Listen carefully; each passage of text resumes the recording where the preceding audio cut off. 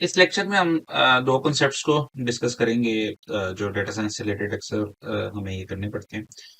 Number one is the value counts क्या होती हैं, और नंबर टू डुप्लीकेट्स को कैसे रिमूव किया जाता है, और क्यों सम टाइम जरूरी होता है कि हम डुप्लीकेट्स को रिमूव करें। और साथ क्वेश्चन नंबर वन के स्टेप नंबर टू को भी हम परफॉर्म करेंगे। अगर आपको याद हो तो पहले नंबर पे हमने फिल्टर किया है पेज व्यू इवेंट्स को।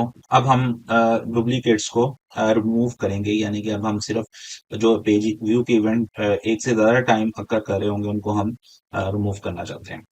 तो क्विकली सबसे पहले हम एक दफा देख लेते हैं कि हमारे सिस्टम के अंदर टोटल हर इवेंट की वैल्यूज कौन कौन सी हैं, कितनी वैल्यूज हैं। यानी कि पेज व्यू की कितनी वैल्यूज हैं, क्लिक की कितनी वैल्यूज हैं, और इसके अलावा पेज विजिट की कितनी वैल्यूज हैं, जो भी इवेंट्स के नाम है। तो यहाँ पे हम हमारे पास जो ओरिजिनल वेरिएबल का नाम था, अगर हम उसको चेक करें तो traffic dot value count.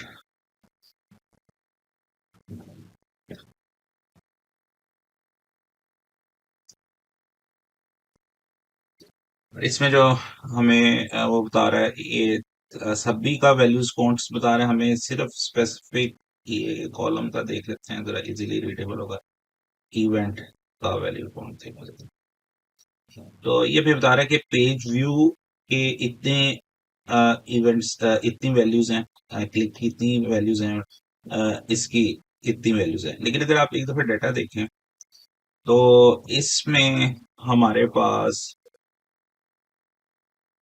Data में अगर हम हेड लें तो आप ये ई इवेंट चेक कीजिए जरा पहला। फॉर्चुनेटली पहले में ही इंफॉर्मेशन हमें मिल गई है, वो ये कि ये वाला क्लिक का इवेंट सेम डेट को जो है वो सेम इसकी जो आईडी है उसकी बेस के ऊपर हम ये कह सकते हैं कि, और लिंक आईडी भी सेम है, ये एक से ज्यादा दफा हुआ है, तो इट इज पॉसिबल कि एक ही यूजर बार बार इसको क्लिक कर रहा हो। तो एक्चुअली हमारा जो क्वेश्चन है उसमें हमने यूनिक यूजर्स का क्लिक आइडेंटिफाई करना है। तो एक ही यूजर अगर मल्टीपल टाइम क्लिक कर रहा है तो उसको हमने इग्नोर करना है, या एक ही user multiple time page view कर रहा है तो उसको हमने इग्नोर करना है। तो इसलिए ये इम्पोर्टेंट है। तो अब हम अपने डाटा में से किस तरह इसको निकाल सकते हैं डुप्लीकेट वैल्यूज को। तो डुप्लीकेट वैल्यूज को हम निकालने के लिए हमारे पास एक फंक्शन है ड्रॉप डुप्लीकेट्स का। तो हम यहाँ पे अगर लिखें ट्रैफिक डॉट ड्रॉप डुप्लीकेट्स,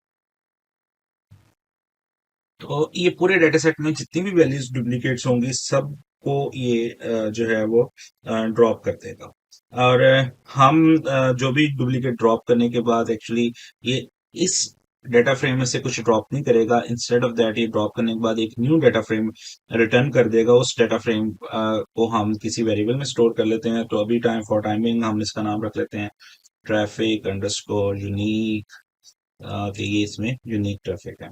और इसको जब हम एग्जीक्यूट करेंगे तो ये हमें जो है वो ट्रैफिक यूनिक में डुप्लीकेट मूव करके दे देगा। तो अब अगर आप इसको दोबारा से ये वाली स्टेटमेंट इसको हम चलाएं with the traffic underscore unique के साथ, तो ये हमें जो वैल्यू काउंट्स देगा उससे हमें पता चल जाएगा इसने कितनी वैल्यूज डिलीट किए हैं। तो अब हम नोट करें तकरीबन हाफ डेटा इसने डिलीट कर दिया ऑलमोस्ट। इसमें 142015 रैकेट्स थे पेज व्यू में। अब पेज व्यू में जो डुप्लीकेट रिमूव करने के बाद रह गए वो 73360 रह गए हैं। इसी तरह क्लिक में 55,732 थे, इसमें अब 32,499 रह गए। तो इसी तरह इसमें भी वैल्यूज की जो है वो तादाद कम हो गई है। तो इस तरह डुप्लीकेट्स जो है वो रिमूव करना पाइथन में pandas के अंदर that is not a big deal.